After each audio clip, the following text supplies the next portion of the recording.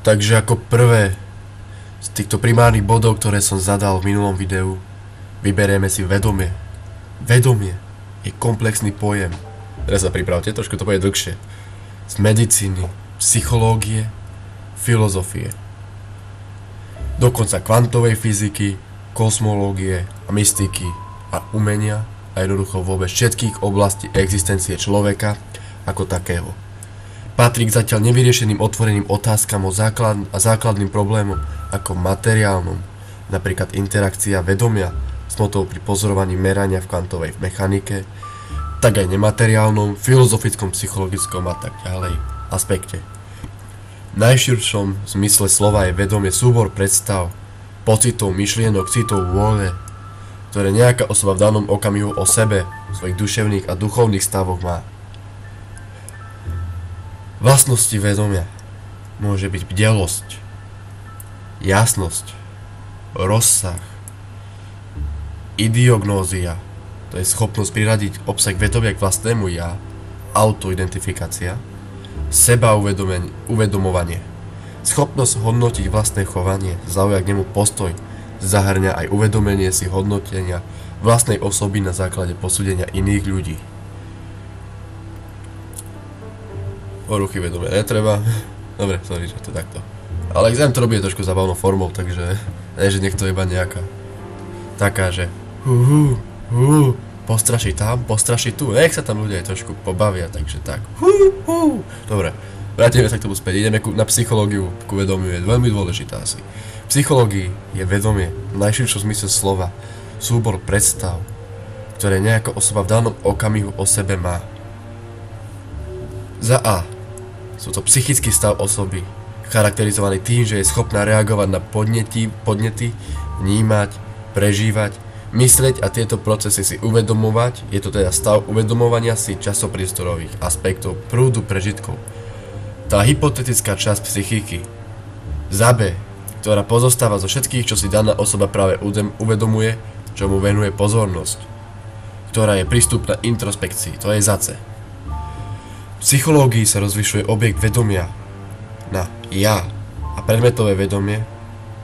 Z hľadiska vzťahu predmetu je vedomie úmyselné, čiže vedomie o niečom. Z hľadiska reflexivity je vedomie vedomím ja, teda vedením o vedení. Teda vedením o identite vlastného subjektu a osobnosti v rôznych procesoch vedomia. V podstate, v skratke, o predstavovaní si a myslení, a veď viete. Nositeľom vedomia je jedinec. V prenesenom význame aj spoločenstvo v podobe spoločných názorov a spoločnej vôle ku konaniu, tzv. Kolektívne vedomie. Na filozofickej úrovni, fyziologickej úrovni sa za toto slovo je ťažké. Neuronálny substrát vedomia považuje predovšetkým mozgová kôra. Dráždenie neurónov v nej možno vyvolať vedomé prežitky. Vedomie má rôzne stupne, od bezvedomia až po úplné vedomie. Zmenené stavy vedomia sa dosahujú najmä pomocou hypnózy, meditácie, drog. Až do konca 19. storočia sa v psychológii skúmali len vedomé procesy. Ostatné procesy, tzv. Nevedomie, začali skúšať až psychoanalýza. Posledná časť. Vo filozofii sa vedomie spravidla definuje ako najvyššia forma odrazu objektívnej skutočnosti, ktorá je vlastná len človeku a charakterizovaný tým, že odraz skutočnosti v podobe psychických aktivít sprostredkovaných zmyslovými orgánmi a centrálnym nervovým systémom predchádza praktickej činnosti a dáva jej cieľovedomý ráz. Význam pojmu sa však mení. Pojem do novovekého slovníka prakticky zaviedol René Descartes, ktorý pojem odčlenil od svedomia a chápalo ako zastrešujúci pojem pre chápanie, predstavy, pocit, vôľu, pochybnosť a podobne. Gottfried Wilhelm Leibniz rozširoval aperciu, vedomie alebo reflexívne poznanie tohto vnútorného stavu a percepciu, čo je asi opak toho, neviem. John Locke a David Hume chápali vedomie ako vedomosť o vnútorných zážitok na rozdiel od Descarta, však odmietali myšlienku, že by si za vedomím stala duša. Immanuel Kant rozlišoval empirické vedomie celok rôznych predstav vo vzťahu ako ja a transcendálne rozvedomie, syntetická apercepcia, sebauvedomovanie. U Karla Marxa vedomie označuje všeobecne duchovnú činnosť človeka. Realisti, materialisti, behavioristi a operacionalisti považujú vedomie ako na rozdiel od Descarta a iných len za odvodený jav. Napríklad materialisti chápu vedomie ako najvyšší produkt vývoja hmoty. Nakoniec si povieme pár názorov na vedomie o slávnych ľudí. Christian Wolff. Vedomie je predstavenie o vzťahoch v čase, ktoré nám umožňuje urobiť zároveň nás samých i svet objektom nášho poznania. Immanuel Kant. Vedomie pozostáva z týchto zložiek: zmyslovosť, súdnosť a rozum a vyznačuje sa samostatnou, sebestačnou jednotou, nerozložiteľnou nejakými vonkajšími dodatkami. Jeho štruktúra utvára myšlienkové pole v rámci ktorého sa rozvíja novoveká filozofia a novoveká veda. Gottfried Wilhelm Leibniz.